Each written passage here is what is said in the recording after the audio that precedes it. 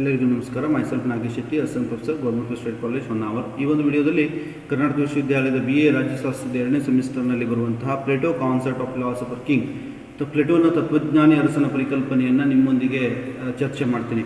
ಮೊದಲಿಗೆ ಯಾವ್ಯಾವ ಅಂಶಗಳಲ್ಲಿ ಚರ್ಚೆ ಮಾಡಲಾಗುತ್ತೆ ಅಂತ ಹೇಳಿದ್ರೆ, ಇಂಟ್ರಡಕ್ಟರಿ ಪಾರ್ಟ್, ಫಿಲಾಸಫರ್ ಕಿಂಗ್ ಅಂತ ಹೇಳಿದರೆ ಏನು, ಯಾರು ಅನ್ನುವಂಥದ್ದು. ಅದಾದ ನಂತರ ವರ್ಚ್ಯೂಸ್, ಅವನಿಗಿರಬೇಕಾದಂಥ ಸದ್ಗುಣಗಳು ಯಾವುದು, ಫಿಲಾಸಫರ್ ಕಿಂಗ್ ಅಥವಾ ರೂಲ್ ಆಫ್ ಫಿಲಾಸಫಿಯ ಪ್ರಮುಖ ಲಕ್ಷಣಗಳು ಯಾವ್ಯಾವುದಿದೆ ಅದನ್ನು ಡಿಸ್ಕಸ್ ಮಾಡಲಾಗುತ್ತೆ. ಅಟ್ ದ ಎಂಡ್ ಅದರ ಮೇಲಿರುವಂಥ ಟೀಕೆಗಳು, ಫಿಲಾಸಫರ್ ಕಿಂಗ್ ಪರಿಕಲ್ಪನೆಯ ಮೇಲಿರುವಂಥ ಟೀಕೆಗಳನ್ನು ನಿಮ್ಮೊಂದಿಗೆ ಡಿಸ್ಕಸ್ ಮಾಡಲಾಗುತ್ತೆ. ಮೊದಲಿಗೆ I will discuss about the Plato's concept of philosopher king. Philosopher king ಅಂತ ಹೇಳಿದರೆ ಯಾರು ಅನ್ನುವಂಥದ್ದು ನಿಮ್ಮ ಮುಂದೆ ಚರ್ಚೆ ಮಾಡ್ತಾ ಹೋಗ್ತೀನಿ. So the book 6th of his work, the Republic, will elaborate the concept of philosopher king. Philosopher king ಅನ್ನುವಂಥ ಪರಿಕಲ್ಪನೆಯನ್ನು ವಿವರಿಸಿರುವಂಥದ್ದು ಅಥವಾ ಮಂಡಿಸಿರುವಂಥದ್ದು ರಿಪಬ್ಲಿಕ್ನ 6ನೇ ಬುಕ್ಕಿನಲ್ಲಿ ಅಥವಾ ದ ರಿಪಬ್ಲಿಕ್ ಅನ್ನುವಂಥ ಗ್ರಂಥದ 6ನೇ ಪುಸ್ತಕದಲ್ಲಿ ಮಂಡಿಸಿರುವಂಥದ್ದು ನಾವು ನೋಡ್ತಾ ಹೋಗ್ತೀವಿ. ಅವನ ಪ್ರಕಾರ the philosopher would make the best king or queen or rather the ruler. ಅವನ ಪ್ರಕಾರ ತತ್ವಜ್ಞಾನಿಗಳು ಅತ್ಯುತ್ತಮ ರಾಜರಾಗ್ತಾರೆ ಅಥವಾ ಅತ್ಯುತ್ತಮ ರಾಣಿ ಅಥವಾ ಅತ್ಯುತ್ತಮ ಆಡಳಿತಗಾರರಾಗ್ತಾರೆ ಅನ್ನುವಂಥದ್ದು ಪ್ಲೇಟೋರವರ ಪರಿಕಲ್ಪನೆ. ಯಾಕಂತ ಹೇಳಿದ್ರೆ ಫಿಲಾಸಫರ್ ಆಗುವಂಥ ವ್ಯಕ್ತಿಗೆ ಅವನ ಶಿಕ್ಷಣ ಪದ್ಧತಿಯಲ್ಲಿ ವಿವರವಾಗಿ ವಿವರಿಸಿದ್ದಾನೆ. ಏನಂತ ಹೇಳಿದ್ರೆ ಎಂತಹ ಶಿಕ್ಷಣವನ್ನು ನೀಡಬೇಕು, ಯಾವ ರೀತಿಯಾದಂತಹ ಜ್ಞಾನವನ್ನು ಅವನು ಪಡ್ಕೋಬೇಕು ಅನ್ನುವಂಥದ್ದು. ಸೊ ಆ ದೃಷ್ಟಿಕೋನ ಇಟ್ಕೊಂಡು ಅವನು ಹೇಳ್ತಾನೆ, ಫಿಲಾಸಫರ್ ಆದಂಥ ವ್ಯಕ್ತಿ ಅಥವಾ ತತ್ವಜ್ಞಾನಿ ರಾಜನಾದಂಥ ವ್ಯಕ್ತಿ, ಹಿ ವಿಲ್ ಬಿ ಅತ್ಯುತ್ತಮ, ಅವನೊಬ್ಬ ಅತ್ಯುತ್ತಮ ರಾಜನಾಗ್ಬೋದು, ರಾಣಿ ಆಗ್ಬೋದು, ಅದು ಅತ್ಯುತ್ತಮ ಆಡಳಿತಗಾರನಾಗಲಿಕ್ಕೆ ಸಾಧ್ಯ ಅನ್ನುವಂಥದ್ದನ್ನು ಹೇಳ್ತಾ ಹೋಗ್ತಾನೆ. Love of truth and wisdom, ಅವನೇನು ಹೇಳ್ತಾನೆ ಅಂತ ಹೇಳಿದ್ರೆ, ಈ ತತ್ವಜ್ಞಾನಿ ಅರಸನಾದಂಥ ವ್ಯಕ್ತಿ ಅಥವಾ ಫಿಲಾಸಫರ್ ಆದಂಥ ವ್ಯಕ್ತಿ ಏನು ಹೇಳ್ತಾನೆ, ಭ್ರಷ್ಟಾಚಾರದ ವಿರುದ್ಧದ ಕಲ್ಪನೆಯ ಅಡಿಯಲ್ಲಿ ಅವನನ್ನು ರೂಪಿಸಲಾಗಿರುವಂಥದ್ದು ನೋಡ್ತಾ ಹೋಗ್ತೀವಿ. ಸೊ ಹಾಗಾಗಿ ಅವನು ಸತ್ಯ ಮತ್ತು ಬುದ್ಧಿವಂತಿಕೆಯ ಅಂತರ್ಗತವಾಗಿ ಅವನಲ್ಲಿ ಹುಟ್ಕೊಂಡು ಬಂದಿರುತ್ತೆ. ಟ್ರುತ್ ಆ್ಯಂಡ್ ವಿಸ್ಡಮ್ ಅಂತ ಕರಿತೀವಿ. ಸೊ ಇದರ ಆಧಾರದ ಮೇಲೆ ಆಡಳಿತವನ್ನು ನಿರ್ವಹಿಸ್ತಾ ಹೋಗ್ತಾನೆ. ಅಲ್ಲಿ ಭ್ರಷ್ಟಾಚಾರ ಇರಲ್ಲ, ಭ್ರಷ್ಟಾಚಾರದ ವಿರುದ್ಧ ಆಡಳಿತದ ನಿರ್ವಹಣೆ ಮಾಡಲಿಕ್ಕೆ ಸಾಧ್ಯ ಆಗುತ್ತೆ ಅನ್ನುವಂಥದ್ದು ಪ್ಲೇಟೋನ ಪರಿಕಲ್ಪನೆ ಅಡಿಯಲ್ಲಿ ನೋಡ್ತಾ ಹೋಗ್ತೀವಿ. Society govern by the philosopher king, ಅವನ ಪ್ರಕಾರ ಏನಿದೆ ಅಂತ ಹೇಳಿದ್ರೆ, ಸಮಾಜದ ಒಳಗಿನ ಎಲ್ಲಾ ಕಾರ್ಯಗಳನ್ನು ನಿರ್ವಹಿಸುವಂಥ ಜವಾಬ್ದಾರಿ ಫಿಲಾಸಫರ್ ಕಿಂಗ್ ಮೇಲೆ ಇರುತ್ತೆ ಅಥವಾ ತತ್ವಜ್ಞಾನಿ ಅರಸನ ಮೇಲೆ ಇರುತ್ತೆ. ತತ್ವಜ್ಞಾನಿ ಅರಸ ಸಮಾಜದ ಎಲ್ಲಾ ಚಟುವಟಿಕೆಗಳನ್ನು ನಿರ್ವಹಿಸಬೇಕಾಗತ್ತೆ. ಸೊ ಆ ರೀತಿ ದೃಷ್ಟಿಕೋನ ಇಟ್ಕೊಂಡು ತತ್ವಜ್ಞಾನಿ ಅರಸನ ಒಂದು ಪರಿಕಲ್ಪನೆಯನ್ನು ಮೂಡಿಸಿರುವಂಥದ್ದು ನೋಡ್ತೀವಿ. ಟ್ರುತ್ ಆ್ಯಂಡ್ ಮಾರಲ್ ವ್ಯಾಲ್ಯೂಸ್, ಯಾಕಂತ ಹೇಳಿದ್ರೆ ತನ್ನ ಜೀವನವನ್ನ ಅಂತಿಮ ಸತ್ಯ ಮತ್ತು ನೈತಿಕ ಸದ್ಗುಣಗಳ ಅನ್ವೇಷಣೆಗೆ ಅವ ಇಡಬೇಕಾಗಿರುತ್ತೆ. ಫಿಲಾಸಫರ್ ಕಿಂಗ್ ಆದಂಥ ವ್ಯಕ್ತಿ ತನ್ನ ಇಡೀ ಜೀವನವನ್ನ ಅಂತಿಮ ಸತ್ಯವನ್ನು ಹುಡುಕಲಿಕ್ಕೆ, ನೈತಿಕ ಮೌಲ್ಯಗಳನ್ನು ಬೆಳೆಸಲಿಕ್ಕೆ, ತನ್ನನ್ನು ತಾನೇ ಅಥವಾ ನೈತಿಕ ಸದ್ಗುಣಗಳನ್ನು ಅನ್ವೇಷಣೆ ಮಾಡಲಿಕ್ಕೆ ತನ್ನ ಜೀವನವನ್ನು ಮುಡುಪಾಗಿಡುವಂಥ ಕೆಲಸವನ್ನು ಫಿಲಾಸಫರ್ ಕಿಂಗ್ ಮಾಡ್ತಾ ಬರಬೇಕಾಗುತ್ತೆ ಅನ್ನುವಂಥದ್ದು ಹೇಳ್ತಾ ಹೋಗ್ತಾನೆ. Last born as natural leader, ತತ್ವಜ್ಞಾನಿ ಅರಸ ನೈಸರ್ಗಿಕ ನಾಯಕನಾಗಿ ಹುಟ್ಕೊಂಡು ಬಂದಿರ್ತಾನೆ. ನೈಸರ್ಗಿಕ ನಾಯಕನಾಗಿ ಅವ ಬೆಳೀತಾ ಬರ್ತಾ ಹೋಗ್ತಾನೆ ಮತ್ತು ಎಲ್ಲ ರೀತಿಯ ಜ್ಞಾನದ ಬಗ್ಗೆ ಕುತೂಹಲವನ್ನು ಅವನು ಹೊಂದಿರಬೇಕಾಗತ್ತೆ. ಎಲ್ಲ ರೂಪಗಳ ಕ್ಷೇತ್ರಗಳಲ್ಲಿ ಅಥವಾ ಎಲ್ಲ ಕ್ಷೇತ್ರಗಳಲ್ಲಿ ತನ್ನನ್ನು ತಾನು ತೊಡಗಿಸಿಕೊಳ್ಬೇಕಾದಂಥ ಕೆಲಸವನ್ನು ತತ್ವಜ್ಞಾನಿ ಅರಸನಾದಂಥ ವ್ಯಕ್ತಿ ಮಾಡ್ತಾ ಹೋಗ್ಬೇಕಾಗತ್ತೆ. ಸೊ ಇದು ತತ್ವಜ್ಞಾನಿ ಅರಸನಿಗೆ ಸಂಬಂಧಪಟ್ಟಂತ ಇಂಟ್ರಡಕ್ಟರಿ ಪಾರ್ಟಲ್ಲಿ ಬರುವಂಥ ವಿಷಯಗಳು. Next, virtues of philosopher king. ಈ ತತ್ವಜ್ಞಾನಿ ರಾಜನ ಗುಣಗಳು ಯಾವುದು, ವರ್ಚ್ಯೂ ಯಾವ್ಯಾವ್ದಿರಬೇಕು, ಗುಣಗಳು ಯಾವ್ಯಾವ್ದಿರಬೇಕು ಅನ್ನೋದನ್ನು ಕೂಡ ಅವನು ಹೇಳ್ತಾ ಹೋಗ್ತಾನೆ. ಮೊದಲನೇದು ಅವನಿಗೆ ಇರಬೇಕಾಗಿರುವಂಥದ್ದು ಗುಡ್ ಮೆಮೊರಿ, ಉತ್ತಮ ಸ್ಮರಣೆ ಇರಬೇಕಾಗತ್ತೆ. ಅಂದರೆ ನೆನಪಿರುವಂಥದ್ದು. ಆ ಉತ್ತಮ ಸ್ಮರಣೆಯನ್ನು ಹೊಂದಿದಂಥ ವ್ಯಕ್ತಿ ಮಾತ್ರ ಫಿಲಾಸಫರ್ ಕಿಂಗ್ ಆಗ್ಲಿಕ್ಕೆ ಸಾಧ್ಯ. ಉಳಿದವರು ಯಾರು ಕೂಡ ಫಿಲಾಸಫರ್ ಕಿಂಗ್ ಆಗ್ಲಿಕ್ಕೆ ಆಗಲ್ಲ. That is the one virtue ಅಥವಾ ಕ್ವಾಲಿಟೀಸ್ ಹಿ ಹ್ಯಾಸ್. ಎರಡನೇದು ಸೆಲ್ಫ್ಲೆಸ್, ನಿಸ್ವಾರ್ಥನಾಗಿರ್ಬೇಕು. ಅವನಿಗೆ ಯಾವುದೇ ಸ್ವಾರ್ಥ ಇರಬಾರ್ದು. ಅದಕ್ಕೋಸ್ಕರ ಪ್ಲೇಟೋ ಹೇಳ್ತಾರೆ ಒಂದ್ ಕಡೆ ಏನಂತ ಹೇಳಿದ್ರೆ, ಫಿಲಾಸಫರ್ ಕಿಂಗ್ ಆದಂಥ ವ್ಯಕ್ತಿಗೆ ಕುಟುಂಬ ಇರಬಾರ್ದು. ಫಿಲಾಸಫರ್ ಕಿಂಗ್ ಆದಂಥ ವ್ಯಕ್ತಿಗೆ ಯಾವುದೇ ಆಸ್ತಿ ಇರಬಾರ್ದು. ಆಸ್ತಿ ಮತ್ತು ಕುಟುಂಬ ಇದ್ದಾಗ ಆ ವ್ಯಕ್ತಿ ಸ್ವಾರ್ಥಿ ಆಗ್ತಾನೆ. ಸೊ ಸ್ವಾರ್ಥರಹಿತ ವ್ಯಕ್ತಿ ಆಗಬೇಕು ಫಿಲಾಸಫರ್ ಕಿಂಗ್ ಆದಂಥ ವ್ಯಕ್ತಿ. ಆಳ್ವಿಕೆ ನಡೆಸುವಂಥ ವ್ಯಕ್ತಿಗೆ ಯಾವುದೇ ಆಸ್ತಿ ಕುಟುಂಬ ಇರಬಾರ್ದು. ಅವನು ಸೈನಿಕರ ಶಿಬಿರದಲ್ಲಿ ವಾಸಿಸಬೇಕು. ರೈಟ್. ಸೊ ಈ ರೀತಿಯಾದಂಥ ಒಂದು ಪರಿಕಲ್ಪನೆಯನ್ನು ಅವನು ಮೂಡಿಸಿರುವಂಥದ್ದು ನಾವು ನೋಡ್ತಾ ಹೋಗ್ತೀವಿ. ಸೊ ಸೆಲ್ಫ್ಲೆಸ್ ವ್ಯಕ್ತಿ ಆಗಿರ್ಬೇಕಾಗಿರುತ್ತೆ, ನಿಸ್ವಾರ್ಥಿ ಆಗಿರ್ಬೇಕಾಗತ್ತೆ. ಮೂರನೇದು ಕಾಮ್ ನೇಚರ್, ಶಾಂತ ಸ್ವಭಾವದವನಾಗಿರ್ಬೇಕು. ರೈಟ್. ಶಾಂತ ಸ್ವಭಾವದವನಾಗಿದ್ದಾಗ ಮಾತ್ರ ಸಮಸ್ಯೆಗಳನ್ನು ಅರ್ಥಕೊಳ್ಳಿಕ್ಕೆ ಸಾಧ್ಯ, ಸಮಸ್ಯೆಗಳನ್ನ ಪರಿಹರಿಸಲಿಕ್ಕೆ ಸಾಧ್ಯ. ಸೊ ಈ ರೀತಿಯಾದಂತಹ ಒಂದು ವರ್ಚ್ಯೂಸ್ ಬಗ್ಗೆ ಹೇಳ್ತಾ ಹೋಗ್ತಾನೆ. ದೆನ್ ಲವರ್ ಆಫ್ ಜಸ್ಟಿಸ್, ನ್ಯಾಯದ ಪ್ರೇಮಿಯಾಗಿರ್ಬೇಕು, ನ್ಯಾಯವನ್ನ ಎತ್ತಿ ಹಿಡಿಯುವಂಥ ವ್ಯಕ್ತಿಯಾಗಿರಬೇಕು, ನ್ಯಾಯವನ್ನ ರಕ್ಷಣೆ ಮಾಡುವಂಥ ವ್ಯಕ್ತಿಯಾಗಿರಬೇಕು. ಯಾರು ನ್ಯಾಯವನ್ನ ಪ್ರೀತಿಸ್ತಾರೋ ಅವರು ನ್ಯಾಯವನ್ನ ಎತ್ತಿ ಹಿಡಿತಾರೆ, ನ್ಯಾಯದ ರಕ್ಷಣೆಯನ್ನ ಮಾಡ್ತಾರೆ. ಸೊ ಹಾಗಾಗಿ ಫಿಲಾಸಫರ್ ಕಿಂಗ್ ಆದಂಥ ವ್ಯಕ್ತಿ ನ್ಯಾಯವನ್ನ ಪ್ರೀತಿಸಬೇಕು ಅನ್ನುವಂಥದ್ದನ್ನು ಕೂಡ ಪ್ಲೇಟೋ ಹೇಳ್ತಾ ಹೋಗುವಂಥದ್ದು ನೋಡ್ತೀವಿ. ನೆಕ್ಸ್ಟ್, ಸೆಲ್ಫ್ ಕಂಟ್ರೋಲ್, ಸ್ವಯಂ ನಿಯಂತ್ರಣ, ತನ್ನನ್ನು ತಾನು ನಿಯಂತ್ರಿಸುವ ಸಾಮರ್ಥ್ಯ ಫಿಲಾಸಫರ್ ಕಿಂಗಿಗೆ ಇರಬೇಕಾಗತ್ತೆ. ತನ್ನನ್ನು ನಿಯಂತ್ರಿಸ್ಕೋಬೇಕು, ತನ್ನ ಆಸೆ ಆಕಾಂಕ್ಷೆಗಳನ್ನು ನಿಯಂತ್ರಿಸ್ಕೋಬೇಕು, ತನ್ನ ಚಟುವಟಿಕೆಗಳನ್ನು ನಿಯಂತ್ರಿಸ್ಕೋಬೇಕು. ಆ ರೀತಿ ನಿಯಂತ್ರಿಸುವಂಥ ಸಾಮರ್ಥ್ಯ ಇದ್ದಾಗ ಮಾತ್ರ ಆ ವ್ಯಕ್ತಿ ಫಿಲಾಸಫರ್ ಕಿಂಗ್ ಆಗಲಿಕ್ಕೆ ಸಾಧ್ಯ ಅನ್ನುವಂಥದ್ದು ಹೇಳ್ತಾ ಹೋಗ್ತಾನೆ.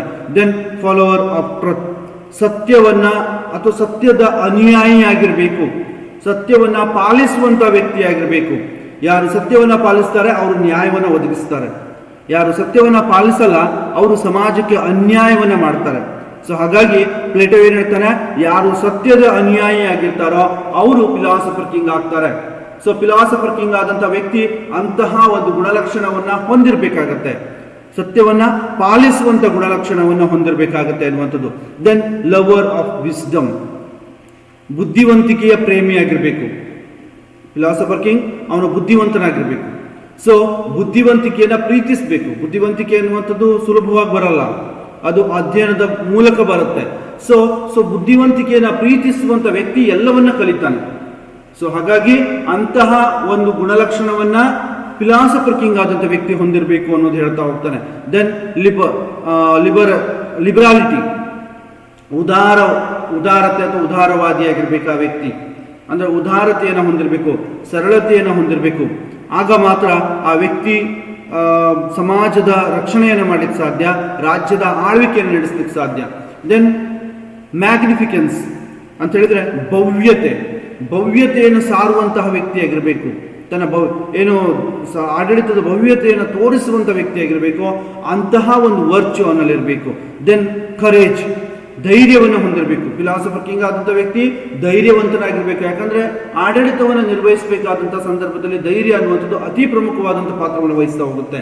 ಸೊ ಹಾಗಾಗಿ ಧೈರ್ಯವನ್ನ ಹೊಂದಿದಂಥ ವ್ಯಕ್ತಿ ಫಿಲಾಸಫರ್ ಕಿಂಗ್ ಆಗ್ಲಿಕ್ಕೆ ಸಾಧ್ಯ ಅನ್ನುವಂಥದ್ದನ್ನ ನಾವು ಹೇಳ್ತಾ ಹೋಗ್ತಾನೆ. ದೆನ್ ಹಾರ್ಮೋನಿಯಸ್, ಸಾಮರಸ್ಯವನ್ನ ತರುವಂತಹ ವ್ಯಕ್ತಿಯಾಗಿರ್ಬೇಕು. ಸಾಮರಸ್ಯವನ್ನ ಅಥವಾ ಸಾಮರಸ್ಯದ ಗುಣಗಳನ್ನು ಹೊಂದಿರುವಂಥ ವ್ಯಕ್ತಿಯಾಗಿರ್ಬೇಕಾಗತ್ತೆ ಫಿಲಾಸಫರ್ ಕಿಂಗ್ ಆದಂಥ ವ್ಯಕ್ತಿ. ಸೊ ಸಾಮರಸ್ಯ ಅನ್ನುವಂಥದ್ದು ಸಮಾಜದ ಸಮಸ್ಯೆಗಳನ್ನು ಪರಿಹರಿಸುವಲ್ಲಿ ಅತಿ ಪ್ರಮುಖವಾದ ಪಾತ್ರವನ್ನು ವಹಿಸ್ತಾ ಹೋಗುತ್ತೆ. ದೆನ್ ನೋಬೆಲ್, ಆ ವ್ಯಕ್ತಿ ಉದಾತ್ತ ವ್ಯಕ್ತಿಯಾಗಿರ್ಬೇಕು ಅಥವಾ ನೋಬಲ್ ವ್ಯಕ್ತಿಯಾಗಿರ್ಬೇಕಾಗತ್ತೆ. ಅಂದ್ರೆ ಅಂತ ಒಂದು ಶ್ರೇಷ್ಠ ಗುಣಮಟ್ಟದ ಶ್ರೇಷ್ಠವಾದ ವ್ಯಕ್ತಿಯಾದರೆ ಮಾತ್ರ ಅವನು ಫಿಲಾಸಫರ್ ಕಿಂಗ್ ಆಗಲಿಕ್ಕೆ ಸಾಧ್ಯ ಅನ್ನುವಂಥದ್ದು. ದೆನ್ ಗ್ರೇಸಿಯಸ್, ಕೃಪೆಯನ್ನು ಹೊಂದಿರಬೇಕು. ಸೊ ಈ ರೀತಿಯಾದಂತಹ ಗುಣಗಳನ್ನ ವರ್ಚ್ಯೂಸ್ ಅನ್ನ ಯಾರು ಹೊಂದಿರ್ತಾರೋ ಅಂತಹ ವ್ಯಕ್ತಿ ಫಿಲಾಸಫರ್ ಕಿಂಗ್ ಆಗಲಿಕ್ಕೆ ಸಾಧ್ಯ ಅನ್ನುವಂಥದ್ದನ್ನ ಪ್ಲೇಟೋ ಹೇಳ್ತಾ ಹೋಗುವಂಥದ್ದು ನೋಡ್ತೀವಿ. Next, silent features of the rule of philosophy ಅಥವಾ ಫಿಲಾಸಫರ್ ಅಂತ ನಾವೇನು ಕರಿತೀವಿ, ತತ್ವಜ್ಞಾನಿ ಅರಸನ ಆಳ್ವಿಕೆಯ ಲಕ್ಷಣಗಳು ಏನು ಅನ್ನುವಂಥದ್ದು. ಮೊದಲನೇ ಕೆಲಸ ಒಂದು ಯಾವುದು ಅಂತ ಹೇಳಿದ್ರೆ ದ ಸೀಕರ್ ಆಫ್ ಟ್ರುತ್, ಅವನು ಸತ್ಯವನ್ನ ಹುಡುಕುವವನಾಗಿರ್ತಾನೆ. ಸತ್ಯವನ್ನ ಅವನು ಹುಡುಕ್ಬೇಕಾಗತ್ತೆ. ಯಾವಾಗಲೂ ಸತ್ಯವನ್ನ ಹುಡುಕುವಂತ ಕೆಲಸ ಫಿಲಾಸಫರ್ ಕಿಂಗ್ ಮಾಡ್ತಾ ಬರಬೇಕಾಗತ್ತೆ. ಅವನು ತನ್ನ ಜ್ಞಾನದ ಮೂಲಕ ಎಲ್ಲವನ್ನ ತಿಳ್ಕೋಬೇಕಾಗತ್ತೆ. ಅವನಿಗಿರುವಂತ ಜ್ಞಾನ ಏನಿದೆ ಆ ಜ್ಞಾನದ ಮೂಲಕ ಸಮಾಜದಲ್ಲಿ ಆಗುವಂತ ಪ್ರತಿಯೊಂದು ಚಟುವಟಿಕೆಗಳನ್ನು ಕೂಡ ಅವನು ತಿಳ್ಕೋಬೇಕಾಗತ್ತೆ. ಅವನು ಅಜ್ಞಾನಿಗಳಿಗಿಂತ ಸಮುದಾಯದ ಹಿತಾಸಕ್ತಿಯನ್ನ ಚೆನ್ನಾಗಿ ತಿಳಿದುಕೊಂಡಂತ ಒಬ್ಬ ವ್ಯಕ್ತಿಯಾಗಿರ್ಬೇಕು. ಅಜ್ಞಾನಿ ಏನಿರ್ತಾನೆ ಅವನಿಗಿಂತ ಸಮಾಜದ ಹಿತಾಸಕ್ತಿಯನ್ನ ಸರಿಯಾಗಿ ಅಥವಾ ಚೆನ್ನಾಗಿ ತಿಳಿದುಕೊಂಡಂತಹ ಒಬ್ಬ ವ್ಯಕ್ತಿಯಾಗಿರ್ಬೇಕಾಗತ್ತೆ. ಅವನು ಫಿಲಾಸಫರ್ ಕಿಂಗ್ ಆಗಿರ್ತಾನೆ ಅನ್ನುವಂಥದ್ದನ್ನು ಕೂಡ ಹೇಳ್ತಾ ಹೋಗುವಂಥದ್ದು ನೋಡ್ತೀವಿ. ಎರಡನೇದು, identical interest with the state, ರಾಜ್ಯದೊಂದಿಗೆ ಒಂದೇ ರೀತಿಯಾದಂತಹ ಆಸಕ್ತಿಯನ್ನ ಆ ವ್ಯಕ್ತಿ ಹೊಂದಿರಬೇಕಾಗುತ್ತೆ ಅನ್ನುವಂಥದ್ದು. ದಾರ್ಶನಿಕ ರಾಜ ಪರಿಪೂರ್ಣ ರಕ್ಷಕ ಮತ್ತು ತರ್ಕಬದ್ಧ ಸ್ವಭಾವವನ್ನ ಹೊಂದಿರುವುದರಿಂದ ಅವನು ನಿಸ್ವಾರ್ಥಿಯಾಗಿರ್ಬೇಕು. ಅವನಿಗೆ ರಾಜ್ಯದ ಹಿತಾಸಕ್ತಿಯನ್ನು ಹೊರತುಪಡಿಸಿ ಬೇರೆ ಯಾವುದೇ ಹಿತಾಸಕ್ತಿಗಳು ಅವನಿಗಿರಬಾರ್ದು. ಅವನು ನಿಸ್ವಾರ್ಥಿ, ರಾಜ್ಯದ ಹಿತಾಸಕ್ತಿ ಮಾತ್ರ ಅವನ ಹಿತಾಸಕ್ತಿ, ರಾಜ್ಯದ ಆಡಳಿತ ನಡೆಸುವಂಥದ್ದು ಮಾತ್ರ ಅವನ ಜವಾಬ್ದಾರಿ, ರಾಜ್ಯದ ಜನರ ರಕ್ಷಣೆ ಮಾಡುವಂಥದ್ದು ಮಾತ್ರ ಅವನ ಜವಾಬ್ದಾರಿ. ಈ ರೀತಿಯಾದಂತಹ ಗುಣಲಕ್ಷಣವನ್ನು ಅವನು ಹೊಂದಿರಬೇಕಾಗತ್ತೆ ಅನ್ನುವಂಥದ್ದು. Then outcome of proper training, ಸರಿಯಾದ ತರಬೇತಿಯ ಮೂಲಕ ಇವರು ಹೊರಹೊಮ್ಮುತ್ತಾರೆ. ಯಾರು? ಫಿಲಾಸಫರ್ ಕಿಂಗ್ ಆದಂಥ ವ್ಯಕ್ತಿ ಸರಿಯಾದ ತರಬೇತಿಯಿಂದ ಹೊರಹೊಮ್ಮಿರ್ತಾರೆ. ಸೊ ದಾರ್ಶನಿಕ ರಾಜ ಅಥವಾ ತತ್ವಜ್ಞಾನಿ ಅರಸ ಏನಿದ್ದಾನೆ ಅವನ ಆಳ್ವಿಕೆ ಒಂದು ಉದಾತ್ತ ವ್ಯವಸ್ಥೆಯಾಗಿರುವಂಥದ್ದು. ಜ್ಞಾನ ಮತ್ತು ಸರಿಯಾದ ತರಬೇತಿಯನ್ನು ಪಡೆದಂತಹ ವ್ಯಕ್ತಿ ಮಾತ್ರ ಈ ಒಂದು ಹುದ್ದೆಯನ್ನು ಅಲಂಕರಿಸ್ತಾನೆ, ಅವನು ಆಳ್ವಿಕೆಯನ್ನು ನಡೆಸಲಿಕ್ಕೆ ಸಾಧ್ಯ ಅನ್ನುವಂಥದ್ದು ಹೇಳ್ತಾ ಹೋಗ್ತಾನೆ. That is the product of education, ಶಿಕ್ಷಣದ ಉತ್ಪನ್ನ ಅಂತ ನಾವು ಕರಿತಾ ಹೋಗ್ತೀವಿ. ಯಾಕಂದ್ರೆ ದಾರ್ಶನಿಕ ರಾಜ ಅಥವಾ ತತ್ವಜ್ಞಾನಿ ಅರಸ ಅಂತ ನಾವೇನು ಕರಿತೀವಿ, ಅವನಿಗೆ ನಿಯಮಿತವಾದಂತಹ ಶಿಕ್ಷಣದ ವ್ಯವಸ್ಥೆಯ ಮೂಲಕ ಹಾದು ಬಂದಿರ್ತಾನೆ. ನಾವು ಆಲ್ರೆಡಿ ಅದ್ರ ಬಗ್ಗೆ ಹಿಂದಿನ ಸೆಷನ್ ಅಲ್ಲಿ ನಿಮ್ಗೆ ಹೇಳಿದ್ದೀನಿ. ಏನಂತ ಹೇಳಿದ್ರೆ 6 ಹಂತಗಳನ್ನ ದಾಟ್ತಾನೆ. ಅದರಲ್ಲಿಯೂ 5 ಹಂತಗಳು ಏನಿದೆ, ಶಿಕ್ಷಣದ 5 ಹಂತಗಳು ಅತಿ ಪ್ರಮುಖವಾಗಿರುತ್ತೆ. ಅಲ್ಲಿ ವಿವಿಧ ಜ್ಞಾನವನ್ನ ಅವನು ಸಂಪಾದಿಸಿರ್ತಾನೆ. ಮೊದಲನೇ ಹಂತ ಇರ್ಬೋದು, 2ನೇ ಹಂತ ಇರ್ಬೋದು, 3ನೇ ಹಂತ ಇರ್ಬೋದು. 3ನೇ ಹಂತ ಪಾಸ್ ಆದ ನಂತರ 4 ಮತ್ತು 5ನೇ ಹಂತಕ್ಕೆ ಬರ್ತಾನೆ, ಉನ್ನತ ಶಿಕ್ಷಣ ಅಂತ ಕರಿತಾ ಹೋಗ್ತೀವಿ. ಸೊ ಉನ್ನತ ಶಿಕ್ಷಣದಲ್ಲಿ ಅವನಿಗೆ ವಿಶೇಷವಾದಂಥ ತರಬೇತಿಯನ್ನು ನೀಡಲಾಗುತ್ತೆ. ಸೊ ದಾರ್ಶನಿಕ ರಾಜನಾಗ್ಲಿಕ್ಕೆ ಅಥವಾ ತತ್ವಜ್ಞಾನಿ ಅರಸನಾಗ್ಲಿಕ್ಕೆ ವಿಶೇಷವಾದಂಥ ತರಬೇತಿಯನ್ನು ಅವನು ನೀಡಲಾಗಿರುತ್ತೆ. ಸೊ ಆ ಮೂಲಕ ಆ ವ್ಯಕ್ತಿ ಆಡಳಿತಗಾರನಾಗಿ ಹೊರಹೊಮ್ಮುವಂಥದ್ದು ನಾವು ನೋಡ್ತಾ ಹೋಗ್ತೀವಿ. ಸೊ 35 ವರ್ಷಗಳವರೆಗಿನ ಸುದೀರ್ಘ ಶಿಕ್ಷಣ ಏನಿದೆ ಅವನನ್ನ ಒಬ್ಬ ಅತ್ಯುತ್ತಮ ತತ್ವಜ್ಞಾನಿ ಅರಸನನ್ನಾಗಿ ರೂಪಿಸುತ್ತೆ ಅನ್ನುವಂಥದ್ದನ್ನ ಪ್ಲೇಟೋ ಹೇಳ್ತಾ ಬಂದಿರುವಂಥದ್ದು ನಾವು ನೋಡ್ತಾ ಹೋಗ್ತೀವಿ. ಆ್ಯಂಡ್ ಅಬ್ಸಲ್ಯೂಟ್ ರೂಲ್ ಅಂದ್ರೆ ಒಂದು ಸಂಪೂರ್ಣ ನಿಯಮದ ಆಧಾರದ ಮೇಲೆ ಆಳ್ವಿಕೆಯನ್ನು ನಡೆಸುವಂಥದ್ದು. ರೈಟ್. ಸೊ ದಾರ್ಶನಿಕ ರಾಜನಾದಂಥ ವ್ಯಕ್ತಿ ಸಾರ್ವಜನಿಕರಿಗ ಅಭಿಪ್ರಾಯಗಳಿಗೆ ಸ್ಪಂದಿಸಲ್ಲ. ಅವನು ಹೆಚ್ಚು ಕಡಿಮೆ ಸಾಂಪ್ರದಾಯಿಕ ಕಾನೂನುಗಳು ಸಂಪ್ರದಾಯಗಳಿಂದ ಹೊರಗುಳಿದಿರ್ತಾನೆ. ಅವನು ಅವರನ್ನು ಗೌರವಿಸಲಿಕ್ಕೆ ಮತ್ತು ಗೌರವಿಸಬೇಕು ಅಂತೇಳಿ ನಾವು ನಿರೀಕ್ಷಿಸ್ತೀವಿ ಅಷ್ಟೇ. ಯಾಕಂದ್ರೆ ನಾವು ಅಬ್ಸಲ್ಯೂಟ್ ರೂಲ್ ಮಾಡ್ತಾನೆ. ಅವನು ಸಾಂಪ್ರದಾಯಿಕ ನಿಯಮಗಳನ್ನು ಪರಿಪಾಲಿಸಬೇಕು ಅಂತ ಹೇಳಿಲ್ಲ. ಅವನು ಸಮಾಜದ ಹಿತಾಸಕ್ತಿಯನ್ನು ಗಮನದಲ್ಲಿಟ್ಕೊಂಡು ಆಳ್ವಿಕೆಯನ್ನು ನಡೆಸಬೇಕಾಗತ್ತೆ. More or less he is absolute. ಅವನು ಅಬ್ಸಲ್ಯೂಟ್ ಆಗಿಯೇ ಕಾರ್ಯನಿರ್ವಹಿಸ್ತಾನೆ ಅನ್ನುವಂಥದ್ದನ್ನು ಹೇಳ್ತಾ ಹೋಗಿರುವಂಥದ್ದು ನೋಡ್ತೀವಿ. And necessity of cultivated mind, ಬೆಳೆಸಿದ ಮನಸ್ಸಿನ ಅವಶ್ಯಕತೆ ಅಂತ ನಾವು ಕರಿತಾ ಹೋಗ್ತೀವಿ. ಸದ್ಗುಣವೇ ಜ್ಞಾನ ಅನ್ನುವಂಥ ಪರಿಕಲ್ಪನೆಯ ಅಡಿಯಲ್ಲಿಟ್ಕೊಂಡು ಈ ಒಂದು ಫಿಲಾಸಫರ್ ಕಿಂಗ್ ಅನ್ನುವಂಥ ಪರಿಕಲ್ಪನೆಯನ್ನು ಹೊರತಂದಿರುವಂಥದ್ದು ನೋಡ್ತೀವಿ. ಸದ್ಗುಣವೇ ಜ್ಞಾನ ಎಂಬ ಸರ್ವೋಚ್ಚ ಮತ್ತು ಉದಾತ್ತ ಕಲ್ಪನೆಯನ್ನು ಅರ್ಥ ಮಾಡ್ಕೊಳ್ಳಿಕ್ಕೆ ಅನುಸರಿಸಲಿಕ್ಕೆ ಎಲ್ಲರಿಗೂ ಉದಾತ್ತ ಮನಸ್ಸು ಇರಲ್ಲ ಅನ್ನುವಂಥದ್ದು ಅವನು ಹೇಳ್ತಾ ಹೋಗ್ತಾನೆ. ಸೊ ಆದ್ದರಿಂದ ಬೆಳೆಸಿದ ಮನಸ್ಸನ್ನು ಹೊಂದಿರುವ ಕೆಲವರಿಗೆ ಮಾತ್ರ ದಾರ್ಶನಿಕ ರಾಜರಾಗಿ ಅಥವಾ ತತ್ವಜ್ಞಾನಿ ಅರಸರಾಗಿ ಹೊರಹೊಮ್ಮಲಿಕ್ಕೆ ಸಾಧ್ಯ. ಎಲ್ಲ ವ್ಯಕ್ತಿಗಳು ಕೂಡ ಸದ್ಗುಣವನ್ನು ಹೊಂದಿರುವುದಿಲ್ಲ, ಸದ್ಗುಣ ಜ್ಞಾನವನ್ನ ಅರ್ಥ ಮಾಡ್ಕೊಂಡಿರುವುದಿಲ್ಲ, ಆ ಕಲ್ಪನೆಯನ್ನು ಅರ್ಥೈಸ್ಕೊಳ್ಳಿಕ್ಕೆ ಅವರು ವಿಫಲರಾಗಿರ್ತಾರೆ. ಹಾಗಾಗಿ ಎಲ್ಲರನ್ನೂ ಕೂಡ ಫಿಲಾಸಫರ್ ಕಿಂಗ್ ಅನ್ನಾಗಿ ನಾವು ರೂಪಿಸಲಿಕ್ಕೆ ಸಾಧ್ಯ ಆಗಲ್ಲ. ಯಾರು ಸರಿಯಾದ ಶಿಕ್ಷಣವನ್ನು ಪಡ್ಕೊಂಡಿರ್ತಾರೆ, ಸರಿಯಾಗಿ ಅರ್ಥವನ್ನು ಮಾಡ್ಕೊಂಡಿರ್ತಾರೆ, ಅಂತಹ ವ್ಯಕ್ತಿಗಳು ಮಾತ್ರ ದಾರ್ಶನಿಕ ರಾಜರಾಗಲಿಕ್ಕೆ ಸಾಧ್ಯ ಅನ್ನುವಂಥದ್ದನ್ನು ಹೇಳ್ತಾ ಹೋಗಿರುವಂಥದ್ದು ನೋಡ್ತೀವಿ. And he has many responsibilities, ಅನೇಕ ಜವಾಬ್ದಾರಿಗಳನ್ನು ಅವನು ನೀಡಲಾಗಿರುವಂಥದ್ದು ನೋಡ್ತೀವಿ. ತತ್ವಜ್ಞಾನಿ ರಾಜನು ಆಸ್ತಿ ಮತ್ತು ಸಂಪತ್ತಿನ ಹರಿವನ್ನು ಪರಿಶೀಲಿಸಬೇಕಾಗತ್ತೆ. ಅದರ ಜೊತೆಗೆ ರಾಜ್ಯದ ಏಕತೆ ಮತ್ತು ಸ್ವಾವಲಂಬನೆಯನ್ನು ಕಾಪಾಡಿಕೊಳ್ಳುವಂಥ ಕೆಲಸವನ್ನು ಮಾಡ್ತಾ ಹೋಗಬೇಕಾಗುತ್ತೆ. ಪ್ರತಿಯೊಬ್ಬ ನಾಗರಿಕನು ತನಗೆ ನಿಯೋಜಿಸಲಾದ ಕರ್ತವ್ಯವನ್ನು ನಿರ್ವಹಿಸ್ತಾ ಇದ್ದಾರೋ ಇಲ್ಲವೋ ಅನ್ನುವಂಥದ್ದನ್ನು ನೋಡುವ ಜವಾಬ್ದಾರಿ ಅವನ ಮೇಲೆ ಇರುವಂಥದ್ದು ನಾವು ನೋಡ್ತಾ ಹೋಗ್ತೇವೆ. ಈ ರೀತಿ ಹಲವು ಜವಾಬ್ದಾರಿಗಳನ್ನು ನಿರ್ವಹಿಸಬೇಕಾದಂತಹ ಅಂಶವನ್ನು ಪ್ಲೇಟೋ ಫಿಲಾಸಫರ್ ಕಿಂಗ್ ಕುರಿತಂತೆ ಹೇಳ್ತಾ ಹೋಗಿರುವಂಥದ್ದು ನೋಡ್ತೇವೆ. ದೆನ್ ಫ್ಲೆಕ್ಸಿಬಿಲಿಟಿ ಇನ್ ರೂಲ್ಸ್, ನಿಯಮಗಳಲ್ಲಿ ಹೊಂದಿಕೊಳ್ಳುವಂಥದ್ದು, ಬದಲಾಯಿಸಿಕೊಳ್ಳುವಂಥದ್ದು. ದಾರ್ಶನಿಕ ರಾಜ ಅಥವಾ ತತ್ವಜ್ಞಾನಿ ರಾಜ ಏನಿರ್ತಾನೆ ನಿಯಮವನ್ನು ಕಾನೂನಿನ ನಿಯಮಗಳಿಗಿಂತ ಉತ್ತಮವಾಗಿ ರೂಪಿಸಬೇಕಾಗುತ್ತೆ ಅನ್ನುವಂಥದ್ದು, ಕಾನೂನುಗಳನ್ನು ರೂಪಿಸಬೇಕಾಗುತ್ತೆ, ಕಾನೂನುಗಳ ಮೂಲಕ ಆಳ್ವಿಕೆಯನ್ನು ನಿರ್ವಹಿಸಬೇಕಾಗುತ್ತೆ ಅನ್ನುವಂಥದ್ದನ್ನು ಹೇಳ್ತಾ ಬಂದಿರುವಂಥದ್ದು ನಾವು ನೋಡ್ತಾ ಹೋಗ್ತೀವಿ. Then criticism, right. ಸೊ ಪ್ಲೇಟೋನ ದಾರ್ಶನಿಕ ರಾಜ ಅಥವಾ ತತ್ವಜ್ಞಾನಿ ಅರಸನ ಕುರಿತಂತೆ ಕೆಲವೊಂದು ಕ್ರಿಟಿಸಿಸಮ್ ಅನ್ನ, ಟೀಕೆಗಳನ್ನು ನಾವು ನೋಡ್ತಾ ಹೋಗ್ತೀವಿ. ಅದರಲ್ಲಿ ಮೊದಲನೇದು ಫೇಲ್ಯೂರ್ ಇನ್ ಪ್ರಾಕ್ಟಿಕಲ್ ಲೈಫ್. ಪ್ರಾಯೋಗಿಕ ಜೀವನದಲ್ಲಿ ಈ ಒಂದು ತತ್ವ ಅನುಷ್ಠಾನಗೊಳಿಸಲಿಕ್ಕೆ ಸಾಧ್ಯ ಇಲ್ಲ, ಪ್ರಾಯೋಗಿಕ ಜೀವನದಲ್ಲಿ ಇದು ವಿಫಲವಾಗಿದೆ ಅನ್ನುವಂಥದ್ದನ್ನು ಹೇಳ್ತಾ ಹೋಗ್ತಾನೆ. ವಿಷಯಗಳ ಮೇಲಿನ ಆಳ್ವಿಕೆ, ಜನರ ಮೇಲೆ ಆಳ್ವಿಕೆಯನ್ನು ನಡೆಸಲಿಕ್ಕೆ ತತ್ವಜ್ಞಾನಿ ರಾಜನನ್ನು ಸೃಷ್ಟಿಸಿರುವಂಥದ್ದು ನಾವು ನೋಡ್ತಾ ಹೋಗ್ತೀವಿ. ಜನರನ್ನ ನಿಯಂತ್ರಣ ಮಾಡಲಿಕ್ಕೆ, ಜನರ ಮೇಲೆ ಆಳ್ವಿಕೆ ನಡೆಸಲಿಕ್ಕೆ ತತ್ವಜ್ಞಾನಿ ಅರಸರನ್ನು ಸೃಷ್ಟಿಸಿದೆ. ಅದರ ವಾಸ್ತವಿಕ ಆಚರಣೆಯಲ್ಲಿ ಅಂತಹ ರಾಜರು ಸಂಪೂರ್ಣವಾಗಿ ವೈಫಲ್ಯವನ್ನು ಅನುಭವಿಸಿರುವಂಥದ್ದು ನಾವು ನೋಡ್ತಾ ಹೋಗ್ತೀವಿ. ಸೊ ಅಂತಹ ರಾಜರ ಪರಿಕಲ್ಪನೆಯನ್ನು ನಾವು ಅನುಷ್ಠಾನಗೊಳಿಸಲಿಕ್ಕೆ ಸಾಧ್ಯ ಆಗಿಲ್ಲ ಅನ್ನುವಂಥದ್ದು ಹೇಳಿರುವಂಥದ್ದು ನಾವು ನೋಡ್ತಾ ಹೋಗ್ತೀವಿ. ಎರಡನೇದು ಚಾನ್ಸಸ್ ಆಫ್ ಡೆಮಾಕ್ರಸಿ, ಪ್ರಜಾಪ್ರಭುತ್ವದ ಅವಕಾಶಗಳು. ದಾರ್ಶನಿಕ ರಾಜನ ಸಂಸ್ಥೆ ನೇರ ಮತ್ತು ಪರೋಕ್ಷ ಪ್ರಜಾಪ್ರಭುತ್ವಗಳನ್ನು ಮತ್ತು ಚುನಾವಣೆಗಳ ಎಲ್ಲ ಅವಕಾಶಗಳನ್ನು ಪ್ರಾಯೋಗಿಕವಾಗಿ ಮುಚ್ಚಿರುವಂಥದ್ದು ನೋಡ್ತಾ ಹೋಗ್ತೀವಿ. ಚುನಾವಣೆಗಳಿಲ್ಲ, ಪ್ರಜಾಪ್ರಭುತ್ವ ವ್ಯವಸ್ಥೆಯಲ್ಲಿಲ್ಲ, ಅದು ನೇರ ಪ್ರಜಾಪ್ರಭುತ್ವ ಇರ್ಬೋದು, ಪರೋಕ್ಷ ಪ್ರಜಾಪ್ರಭುತ್ವ ಇರ್ಬೋದು, ಸಂಪೂರ್ಣವಾಗಿ ರಾಜನೇ ಸಾರ್ವಭೌಮ, ರಾಜನೇ ಎಲ್ಲವನ್ನು ನಿರ್ವಹಿಸಬೇಕು ಅನ್ನುವಂಥ ಪರಿಕಲ್ಪನೆಯನ್ನು ಕೊಟ್ಟಿರೋದ್ರಿಂದ ಅಲ್ಲಿ ಪ್ರಜಾಪ್ರಭುತ್ವದ ಸಾಧ್ಯತೆಗಳು ಅತಿ ಕಡಿಮೆ. ಯಾಕಂದರೆ ಗ್ರೀಕಲ್ಲಿ ಪ್ರಜಾಪ್ರಭುತ್ವ ವ್ಯವಸ್ಥೆ ಇತ್ತು. ಸೊ ಆ ಪ್ರಜಾಪ್ರಭುತ್ವದ ವಿರುದ್ಧವೇ ಇವನು ಬರೆದಿರುವಂಥ ಗ್ರಂಥಗಳನ್ನು ನಾವು ನೋಡ್ತಾ ಹೋಗ್ತೀವಿ. Then third one despotic rule. So ನಿರಂಕುಶ ಕಾನೂನುಗಳು ಅಸ್ತಿತ್ವಕ್ಕೆ ಬರುವಂಥ ಸಾಧ್ಯತೆಗಳನ್ನು ನೋಡ್ತಾ ಹೋಗ್ತೀವಿ. ಪ್ಲೇಟೋನ ದಾರ್ಶನಿಕ ರಾಜ ಹೆಚ್ಚು ಕಡಿಮೆ ನಾವು ನಿರಂಕುಶ ರಾಜನಾಗಿ ನೋಡ್ತೀವಿ. ಅವನನ್ನು ನಿರಂಕುಶ ರಾಜ ಅಂತ ನೋಡ್ತಾ ಹೋಗ್ತೀವಿ. ಅವನನ್ನು ಯಾರೂ ನಿಯಂತ್ರಿಸಲಿಕ್ಕೆ ಸಾಧ್ಯ ಆಗಲ್ಲ. Then ignore masses. ಇಲ್ಲಿ ಇನ್ನೊಂದು ಏನಂತ ಹೇಳಿದ್ರೆ ಜನಸಾಮಾನ್ಯರನ್ನು ನಿರ್ಲಕ್ಷಿಸಿರುವಂಥದ್ದು ನೋಡ್ತಾ ಹೋಗ್ತೀವಿ ಪ್ಲೇಟೋ. ಸೊ ಆಡಳಿತದ ನಿರ್ದಿಷ್ಟ ಉದ್ದೇಶಕ್ಕಾಗಿ ತರಬೇತಿ ಪಡೆದವರು ಆಡಳಿತ ನಡೆಸಬೇಕು ಅನ್ನುವಂಥದ್ದು ಅವನು ಹೇಳ್ತಾ ಹೋಗ್ತಾನೆ. ಹೆಚ್ಚಿನ ನಾಗರಿಕರನ್ನ ಅವರ ಮೌಲ್ಯ ಮತ್ತು ಅವರ ಮೌಲ್ಯ ಮತ್ತು ಅವರ ಸಾಮರ್ಥ್ಯವನ್ನು ನಿರ್ಲಕ್ಷ್ಯ ಮಾಡುವಂಥ ಒಂದು ಪ್ರಯತ್ನವನ್ನು ಪ್ಲೇಟೋ ಮಾಡ್ತಾ ಬಂದಿರುವಂಥದ್ದು ನಾವು ನೋಡ್ತಾ ಹೋಗ್ತೀವಿ. ಸೊ ಹಾಗಾಗಿ ಜನಸಾಮಾನ್ಯರನ್ನು ಅವ ಇಗ್ನೋರ್ ಮಾಡ್ತಾ ಹೋಗ್ತಾನೆ. ಎಸೆನ್ಷಿಯಲ್ ಸಬ್ಜೆಕ್ಟ್ಸ್, ಅಗತ್ಯ ವಿಷಯಗಳನ್ನು ಕಲಿಸುವ ಬದಲು ಇನ್ನಿತರ ವಿಷಯಗಳನ್ನು ಕಲಿಸುವಂತಹ ಒಂದು ಕಲ್ಪನೆಯನ್ನು ಅವನ ಶಿಕ್ಷಣದಲ್ಲಿ ನಾವು ನೋಡ್ತಾ ಹೋಗ್ತೀವಿ. ಯಾಕಂದರೆ ಒಬ್ಬ ತತ್ವಜ್ಞಾನಿ ರಾಜನಿಗೆ ಬೇಕಾಗಿರುವಂಥ ಶಿಕ್ಷಣ ವ್ಯವಸ್ಥೆ ಸಂಗೀತ ಮತ್ತು ಖಗೋಳ ಶಾಸ್ತ್ರ ಅಲ್ಲ. ಅಲ್ಲಿ ಅವನು ಸಂಗೀತ ಮತ್ತು ಖಗೋಳಶಾಸ್ತ್ರಕ್ಕೆ ಅತಿ ಹೆಚ್ಚು ಮಹತ್ವವನ್ನು ಕೊಡ್ತಾನೆ. ಅವನಿಗೆ ಬೇಕಾಗಿರುವಂಥದ್ದು ಹಣಕಾಸು, ಕಾನೂನು ಇತ್ಯಾದಿ ಅಗತ್ಯ ವಿಷಯಗಳ ಅಧ್ಯಯನಕ್ಕೆ ಅವಕಾಶವನ್ನೇ ಮಾಡಿಕೊಟ್ಟಿಲ್ಲ. ಸೊ ಇದು ಕೂಡ ಅವನ ತತ್ವಜ್ಞಾನಿ ಅರಸನ ಕುರಿತಂತೆ ಇರುವಂಥ ಟೀಕೆ ಅಂತ ನಾವು ಕರಿತಾ ಹೋಗ್ತೀವಿ. Then underestimation of collective wisdom, ಸಾಮೂಹಿಕ ಬುದ್ಧಿವಂತಿಕೆಯನ್ನು ಕಡಿಮೆ ಅಂದಾಜು ಮಾಡಿರುವಂಥದ್ದು. ಯಾಕಂದರೆ ಒಬ್ಬ ವ್ಯಕ್ತಿಯ ಬುದ್ಧಿವಂತಿಕೆಯ ಮೇಲೆ ಅತಿ ಹೆಚ್ಚು ಒತ್ತನ್ನು ಕೊಡುವಂಥ ಕೆಲಸ ಪ್ಲೇಟೋ ಮಾಡ್ತಾ ಬರ್ತಾನೆ. ದಾರ್ಶನಿಕ ರಾಜನನ್ನೇ ಅತಿ ಹೆಚ್ಚಾಗಿ ನಂಬುವಂಥ ಒಂದು ಪ್ರಯತ್ನವನ್ನು ಪ್ಲೇಟೋ ಮಾಡ್ತಾ ಬರ್ತಾನೆ. ಸೊ ಅವನ ಪ್ರಕಾರ ತತ್ವಜ್ಞಾನಿ ಅರಸನಿಗೆ ಎಲ್ಲ ಬುದ್ಧಿವಂತಿಕೆ ಇರುತ್ತೆ. ಅವನು ಜ್ಞಾನದ ಸಾಕಾರ ಮೂರ್ತಿ ಅಂತ ಹೇಳಿಯೂ ಕೂಡ ಅವನನ್ನು ಕರಿತಾ ಹೋಗಿರುವಂಥದ್ದು ನೋಡ್ತೀವಿ.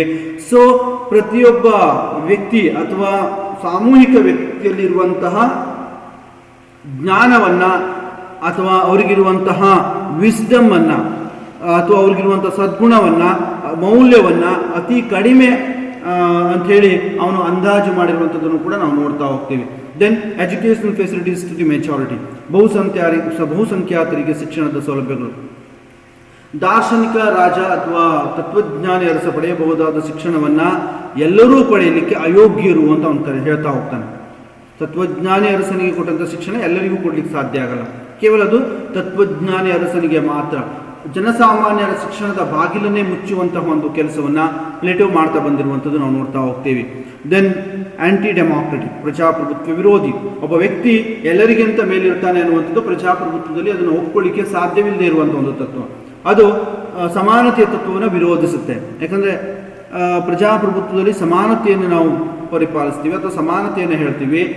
ಇಲ್ಲಿ ಒಬ್ಬ ವ್ಯಕ್ತಿ ಎಲ್ಲರಿಗಿಂತ ಮೇಲಿರ್ತಾನೆ ಅಂತ ಹೇಳಿದರೆ ಆಗ ಅದು ಸಮಾನತೆಯನ್ನು ವಿರೋಧಿಸುವಂಥ ಒಂದು ಕಲ್ಪನೆ ಅಂತ ನಾವು ಕರಿತಾ ಹೋಗ್ತೀವಿ. ದೆನ್ ಕರಪ್ಷನ್, ಭ್ರಷ್ಟಾಚಾರಕ್ಕೆ ಅವಕಾಶ ಮಾಡಿಕೊಡುತ್ತೆ. ಯಾಕಂದರೆ ರಾಜನೇ ಅಥವಾ ತತ್ವಜ್ಞಾನಿ ರಾಜನೇ ಸಂಪೂರ್ಣನಾಗಿರ್ತಾನೆ, ಅವನನ್ನು ಯಾರೂ ಪ್ರಶ್ನೆ ಮಾಡಲಿಕ್ಕಾಗಲ್ಲ. ಹಾಗಾಗಿ ಅವ ಭ್ರಷ್ಟ ರಾಜನೂ ಕೂಡ ಆಗುವ ಸಾಧ್ಯತೆಯನ್ನು ನಾವು ಅಲ್ಲಗಳೆಯುವಂತಿಲ್ಲ. ದೆನ್ ಸೆಲ್ಫಿಶ್ನೆಸ್, ಸ್ವಾರ್ಥ. ಅವನು ತನ್ನ ಸ್ವಂತ ಆಸಕ್ತಿಯ ಬಗ್ಗೆ ಯೋಚಿಸಬಹುದು.